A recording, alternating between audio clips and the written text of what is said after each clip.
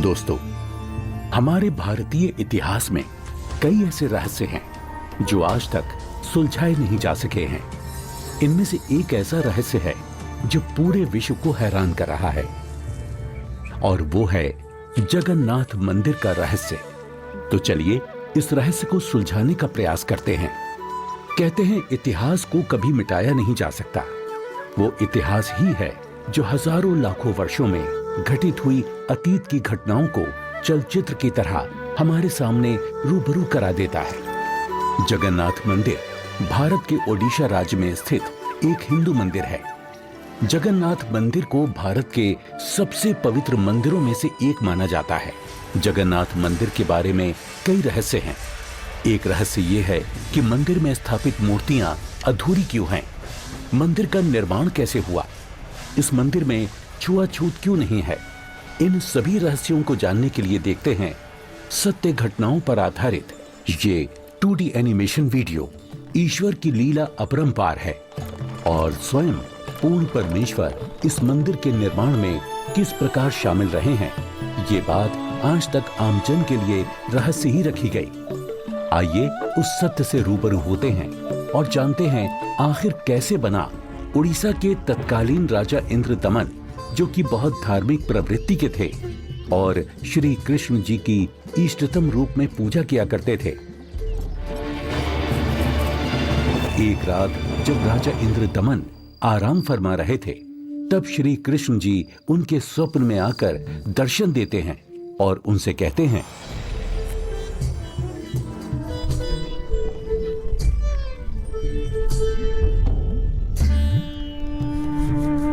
इंद्रदमन, हे प्रभु, आप? हे इंद्रदमन, मेरी मृत्यु के उपरांत जिस संदूक में मेरी अस्थियां विसर्जित की गई थी, वो काष्ठ का संदूक पानी में बहता हुआ तेरे राज्य में पुरी में समुद्र किनारे आ लगा है। मैं चाहता हूं कि तुम मेरे आदेश से उस संदूक को उसी स्थान पर रखकर उसके ऊपर मंदिर यादगार रूप में बनवा दो, जिसका नाम जगन्नाथ होगा। और उस मंदिर में एक विप्र रख देना जो श्रद्धालुओं को पवित्र गीता के अनुसार ज्ञान प्रचार करेगा। याद रहे, इस मंदिर में ना तो कोई मूर्ति होनी चाहिए और ना ही कोई पाखंड। जैसा आपका आदेश महाराज। किंतु भगवान, कृपा करके मुझे वो स्थान दिखा दीजिए जहां मंदिर का निर्माण किया जाना है। ठीक है वत्स, मैं तुम्हें वहां ले चलता हूं।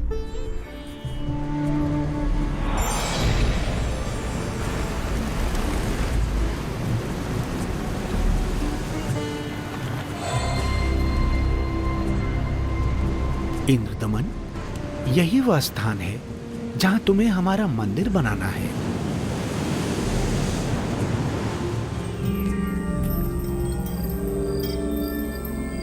भोर होते ही राजा इंद्रदमन ये बात अपनी पत्नी को बताते हैं। फिर उसके बाद मेरी आंख खुल गई।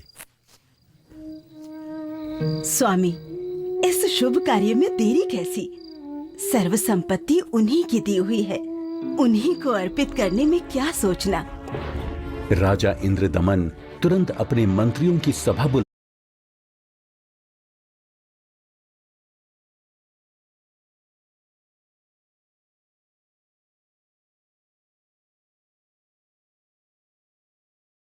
हैं और मंदिर बनाने के लिए राज्य के सबसे कुशल कारीगरों को इकट्ठा किया जाता है। जिसके बाद सभी पुरी नामक स्थान पर पहुंच जाते हैं जहां वो संदूक तैर रहा था। उसे निकलवाकर जमीन खोदकर संदूक दबा देते हैं।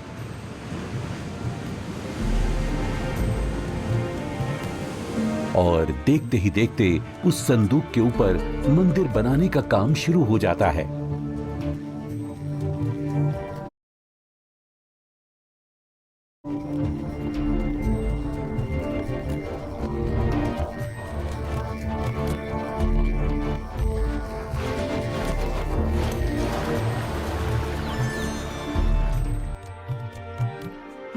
महाराज की जय हो। प्रभु श्री कृष्ण जी की दया से मंदिर बनकर तैयार है महाराज। राजन, बहुत सुंदर मंदिर बनकर तैयार हुआ है। सब श्री कृष्ण जी की कृपा। पीछे हट जाओ, पीछे हट जाओ सभी के लोग। समुद्री तूफान आ रहा है। समुद्री लहरें इतनी ऊपर उठकर हमारी तरफ आ रही हैं। लहरें बहुत तेज हैं। भागो, भागो, तूफान आ गया।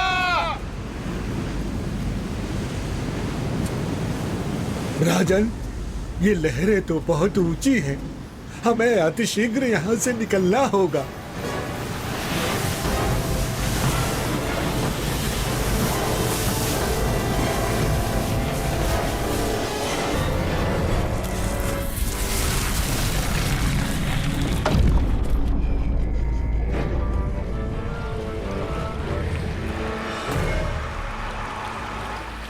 हे भगवान, ये क्या अनर्थ हो गया। समुद्र की लहरों ने मंदिर को तहस नहस कर दिया है महाराज।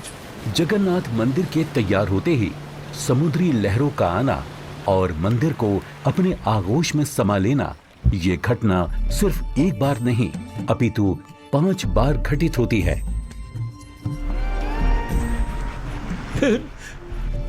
नहीं, नहीं, ये नहीं हो सकता। अपने आप को संभालें राजन, हौसला रखें। न जाने समुद्र मुझसे कौन से जन्म का बदला ले रहा है। मैं क्या करूं, कुछ समझ नहीं आ रहा है। राजकोष भी खाली हो चुका है।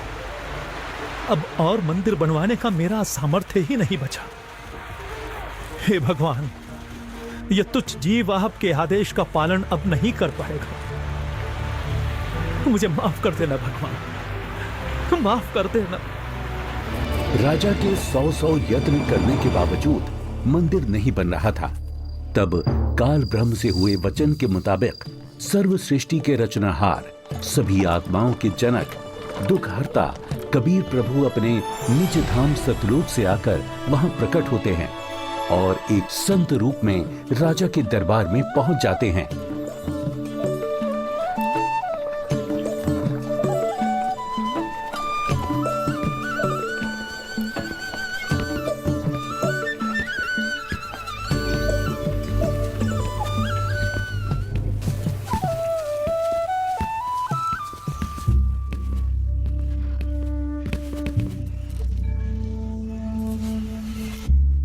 प्रणाम महाराज। प्रणाम। क्या बात है राजन, कैसे उदास बैठे हो? हे महात्मा जी, परमात्मा कृष्ण जी के आदेश से समुद्र किनारे मंदिर का निर्माण करवाया था, किंतु समुद्र ने उसे तोड़ दिया। अब की बार समुद्र नहीं तोड़ेगा, आप मंदिर बनवाओ। क्षमा करें महाराज, मंदिर 5 बार बनवाया है, परंतु 5 बार समुद्र ने उसे तोड़ दिया है। कोई बात नहीं इंद्रदमन, यदि मन बने तो मेरे पास आ जाना।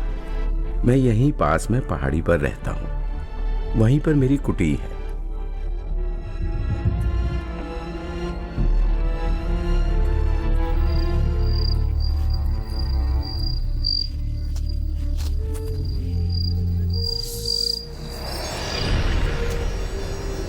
इंद्रदमन, एक बार फिर मंदिर बनवा दे। जो तेरे पास संत जी आए थे, तो उन्हीं से सहायता की याचना कर ले। वो कोई मामूली संत नहीं है इंद्रदमन। उनकी भक्ति शक्ति का कोई पार पार नहीं है।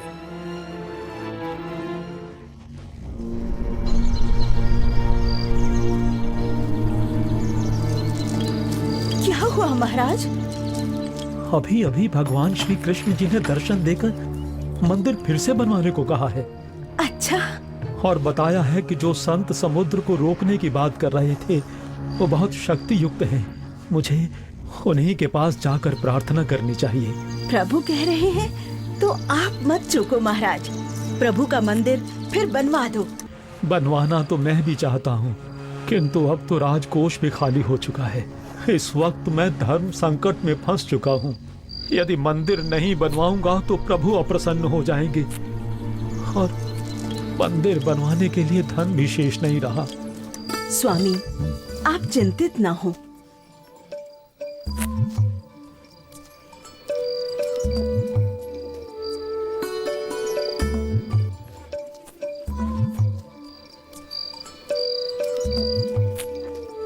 मेरे पास आभूषणों की कोई कमी नहीं है। किंतु रानी, आपके आभूषण। अभी उसकी चिंता आप ना करें राजन। आपका और मेरा दुख एक ही है, दो नहीं है। आप संकट में हैं, मैं इन आभूषणों का क्या करूंगी? आप बस भगवान के आदेश के अनुसार मंदिर निर्माण का कार्य पुनः प्रारंभ करवाएं। स्वामी, ये आभूषण भी भगवान के ही दिए हुए हैं और भगवान के आदेश का पालन करने में इनका सहयोग लेना मैं अपना सौभाग्य समझूंगी। जी। सुबह उठते ही राजा इंद्रदमन अपने महामंत्री को बुलाकर भगवान श्री कृष्ण जी के आदेश के बारे में बताते हैं। आप जाइए और मंदिर कार्य पुनः प्रारंभ कराने की तैयारी करें।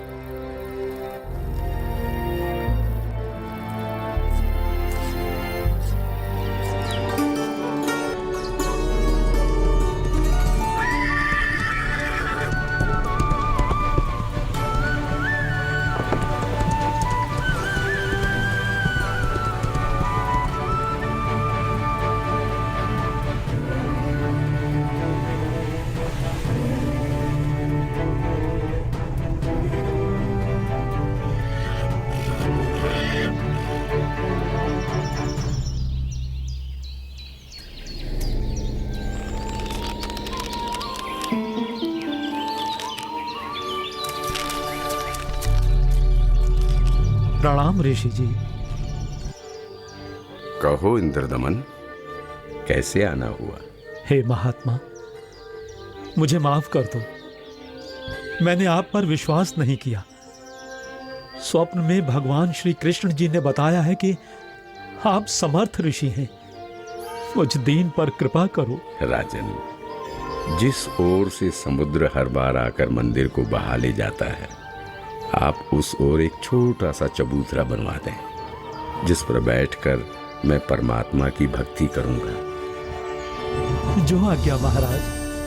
कुछ समय बाद मंदिर का निर्माण कार्य तकरीबन पूरा हो चुका था। एक दिन राजा स्वयं खड़े होकर निर्माण कार्य देख रहे होते हैं। तभी वहां गोरखनाथ जी आ जाते हैं। प्रणाम स्वीकार करें महात्मन। इंद्रदमन, आप भगवान का इतना सुंदर मंदिर बनवा रहे हैं, किंतु सुना है कि इस मंदिर में कोई मूर्ति नहीं लगा रहे। ऐसा क्यों? मुनिवर क्षमा करें। भगवान श्री कृष्ण ने स्वयं स्वप्न में आकर मुझे मूर्ति लगाने से मना किया है। राजन, सपना तो सपना ही होता है। आपको हमारे आदेश का पालन करना होगा। मंदिर में भगवान कृष्ण की मूर्ति की स्थापना की जाए। हे महात्मन, जैसा आपका आदेश। हाँ, और याद रहे, मूर्ति चंदन की लकड़ी से बनाई जाए। राजा ने अपने मंत्रियों को बुलाया और विचार विमर्श करने के बाद अन्य संतों से कहा कि राजन, अकेले भगवान का मन कैसे लगेगा?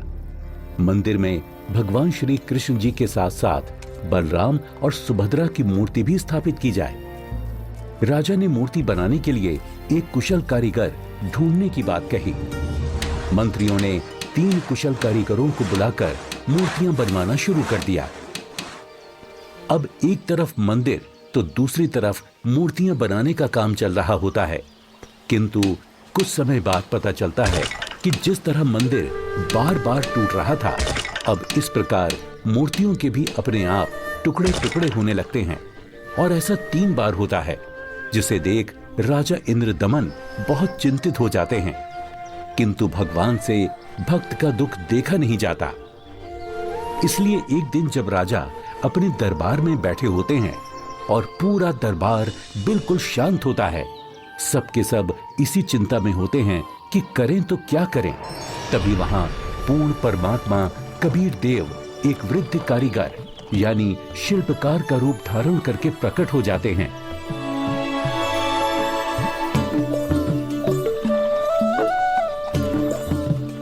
राजा से कहो कि मैं एक शिल्पकार हूँ और मूर्ति बनाना बड़े अच्छे से जानता हूँ।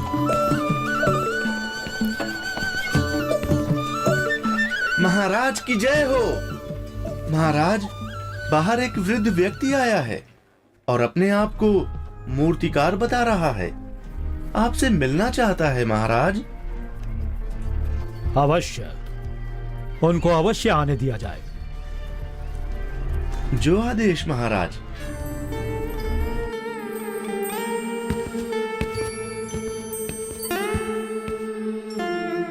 ये कारीगर तो बड़ा अनुभवी लगता है। अवश्य भगवान की ही कोई लीला है। हे राजन, मैंने सुना है कि प्रभु के मंदिर के लिए मूर्तियां पूर्ण रूप से बन नहीं पा रही हैं। जी, आपने बिल्कुल सही सुना है। मैं 80 वर्ष का वृद्ध हो चुका हूँ और मुझे 60 वर्ष का अनुभव है राजन। चंदन की लकड़ी की मूर्ति प्रत्येक कारीगर नहीं बना सकता। यदि आपकी आज्ञा हो तो सेवक उपस्थित है। हे कारीगर, आप मेरे लिए भगवान ही हैं, जो कारीगर बनकर आए लगते हो। कृपया आप शीघ्र, अति शीघ्र ही मूर्तियां बना दो। मूर्तियां तो मैं बना दूंगा, किंतु राजन, मेरी एक शर्त है। क्या शर्त है आपकी? राजन, मूर्ति बनाने के लिए मुझे एक कमरा चाहिए, जिसे अंदर से बंद करके मैं बड़ी स्वच्छता से मूर्ति तैयार करूंगा। और जब मूर्तियां तैयार हो जाएंगी तो मैं स्वयं दरवाजा खोलूंगा। ठीक है। एक बात और राजन, यदि किसी ने मेरे बाहर आने से पहले दरवाजे को खोलने का प्रयास किया तो मूर्तियां फिर पूरी बन नहीं पाएंगी। वो जितनी बनी होंगी उसी हालत में आपको मिलेंगी और फिर उन्हें पूर्ण कर पाना संभव नहीं होगा राजन। जैसी आपकी इच्छा। मंत्री जी, मूर्तियां बनाने के लिए सब बंदोबस्त किया जाए।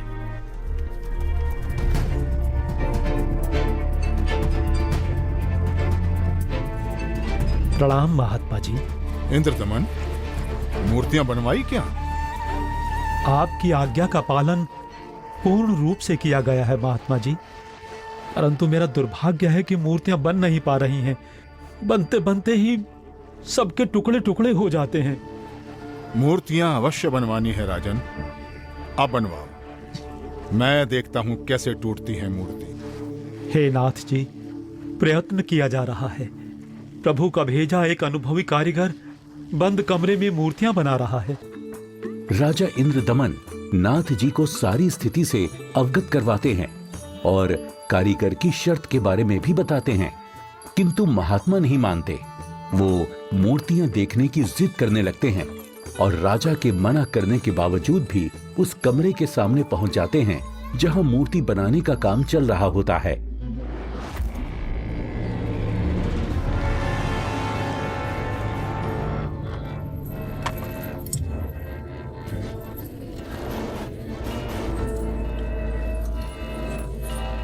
कारीगर, दरवाजा खोलो। दरवाजा खोलो कारीगर। मैं कहता हूं दरवाजा खोलो कारीगर, हमें मूर्तियां देखनी हैं। राजन, आप बता रहे हो 80 वर्षीय वृद्ध हैं और 12 दिन से खाना पीना भी नहीं किया है। अब आवाज भी बंद है, कहीं कारीगर मर न गया हो। आप दरवाजे को तोड़वा दीजिए। राजा न चाहते हुए भी नाथ जी के कहने पर दरवाजे को सैनिकों से तुड़वा देते हैं।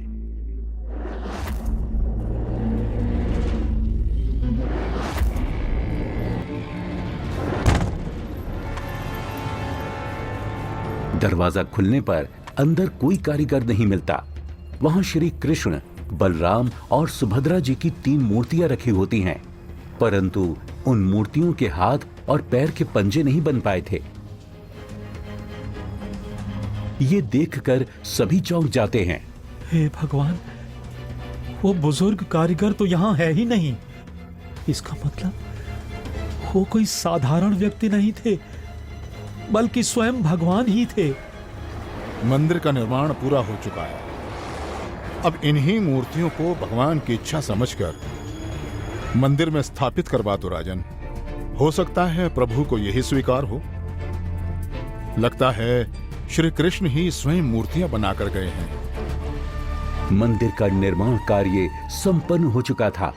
अब बारी थी तो मूर्तियों में प्राण प्रतिष्ठा की, जिसके लिए राजा, रानी, मंत्री, महामंत्री और काफी संख्या में पंडित ब्राह्मण मंदिर के सामने पहुंच जाते हैं।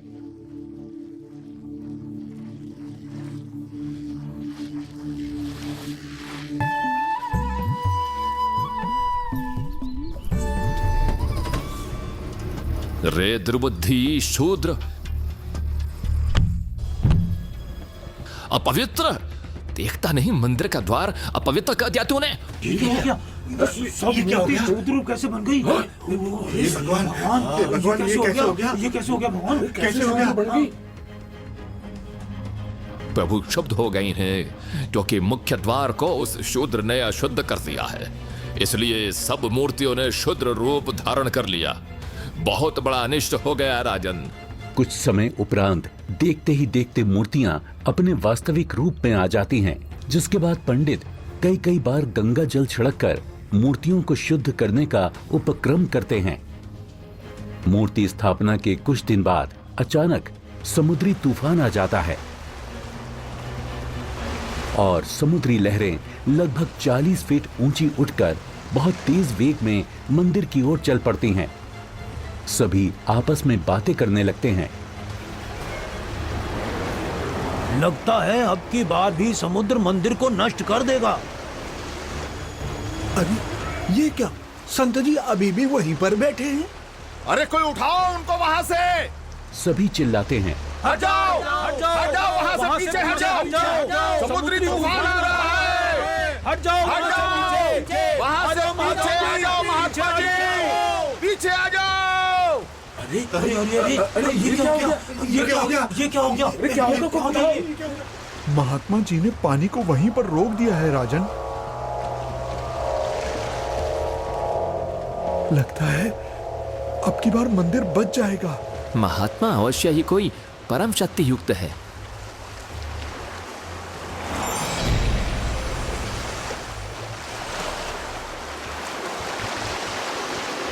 हे भगवान, मुझे रास्ता देने की कृपा करें। मैं मंदिर तोड़ने जाऊंगा।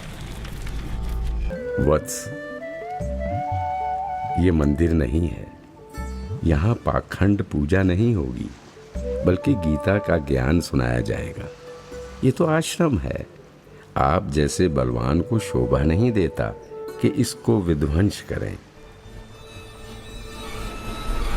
लेकिन मैं इसे अवश्य तोड़ूंगा, चाहे कुछ भी हो। अगर ऐसा है तो जाइए समुद्रदेव, तोड़िए।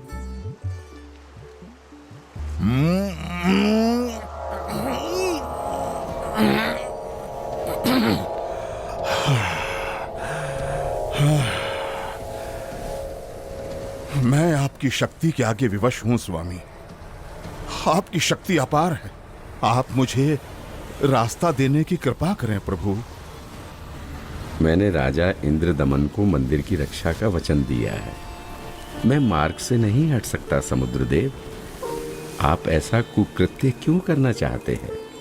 जब ये कृष्ण त्रेता में श्री राम बनकर आए थे, तब इन्होंने लंका जाने के लिए मुझे अग्नि बाण दिखाए और मुझे भला बुरा कहकर अपमानित कर रास्ता मांगा था। लक्ष्मण, मेरा अग्नि बाण दो। लातों के भूत बातों से नहीं मानते। मैं ये मंदिर तोड़कर उसका प्रतिशोध लेना चाहता हूं। समुद्रदेव, प्रतिशोध तो आप पहले ही ले चुके हो। आपने तो समस्त द्वारिका पहले ही डुबो दी है। जी नहीं, अभी वो पूर्ण रूप से नहीं डूबी। कोई प्रबल शक्ति युक्त संत आने के कारण मेरा वो कार्य भी अधूरा रह गया और वो आधी ही डूब सकी, क्योंकि मुझे वहां पर किसी ने मानो बांध दिया है। वत्स, वहां भी मैं ही पहुंचा था और मैंने ही वो अवशेष बचाया था। अब जा, शेष बची द्वारका को भी डुबो ले। परंतु उस यादगार को छोड़ देना जहां श्री कृष्ण के शरीर का अंतिम संस्कार किया गया था। अन्यथा आने वाले समय में ये भ्रम पैदा होगा कि श्री कृष्ण की मृत्यु ही नहीं हुई। समुद्र, ध्यान देकर सुन। यदि फिर इधर मंदिर तोड़ने आया तो बात ठीक नहीं रहेगी। कबीर परमेश्वर के आदेश से समुद्र लगभग 1.5 किलोमीटर पीछे हट जाता है, जिसे देखकर वहां खड़े राजा, मंत्री, सैनिक और जनता सभी खुशी मनाने लगते हैं और जय जयकार करने लगते हैं संत रूप में आए कबीर परमेश्वर की। महात्मा की जय हो, महात्मा की जय हो, जय हो, जय हो, जय हो, जय हो।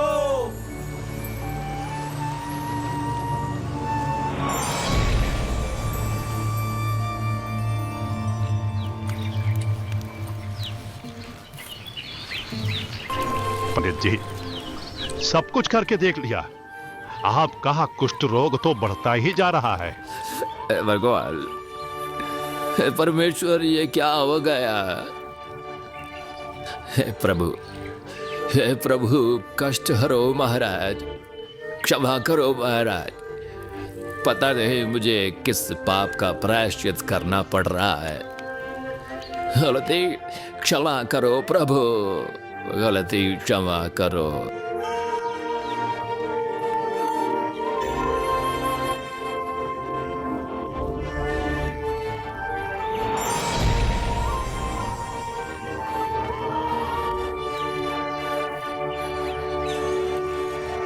हे भक्त, तूने मुख्य द्वार पर खड़े एक संत को नीच जाति का समझकर धक्का दिया है। क्षमा करो महाराज, आगे से ऐसी भूल कभी नहीं होगी। आपका कष्ट निवारण मैं नहीं कर सकता। ये तो उन्हीं के पास जाकर क्षमा मांगने से और उनके पैर धोकर उस चरणामृत के पान से ही होगा। वो कोई साधारण संत नहीं थे, अपितु कोई परम शक्ति ही शूद्र रूप धारण करके वहां परीक्षा लेने के लिए पहुंची थी। यदि वो आपको हृदय से क्षमा कर देंगे तो ही आपका कष्ट निवारण संभव है, अन्यथा नहीं।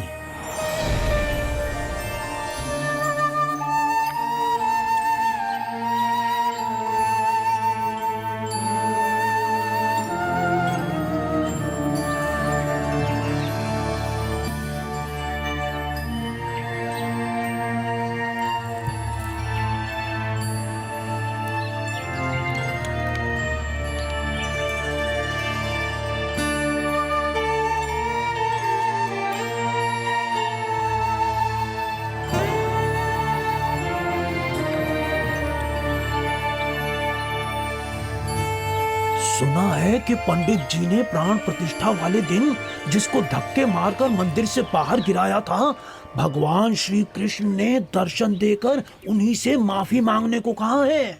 अच्छा? हाँ, मुनि की खोज सभी कर रहे हैं ताकि पंडित जी का कोढ़ का रोग ठीक हो सके। आसपास के पूरे क्षेत्र में घूमने के बाद भी जब परमेश्वर का वो शुद्र रूप कहीं दिखाई नहीं दिया, तब वापस मंदिर जाते समय पंडित जी मन ही मन भगवान से प्रार्थना करते हैं, प्रभु, प्रभु,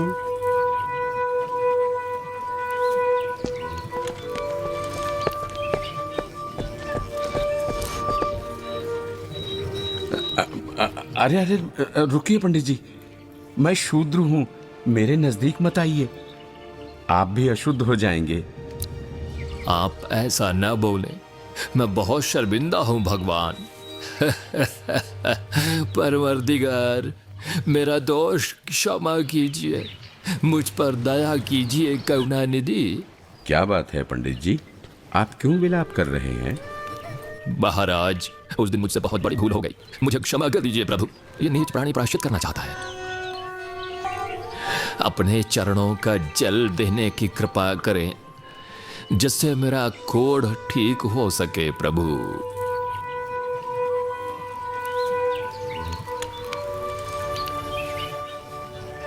हे ब्राह्मण, इसे 40 दिन तक पीना तथा जल में डालकर स्नान करना। आज से 40वें दिन तुम्हारा कुष्ठ रोग समाप्त हो जाएगा। अब से भविष्य में इस जगन्नाथ मंदिर में किसी ने भी छुआछूत की तो उसकी भी यही दशा होगी, दंड का भागी होगा। जी महाराज, जी महाराज, जी महाराज, इस मंदिर में कभी छुआ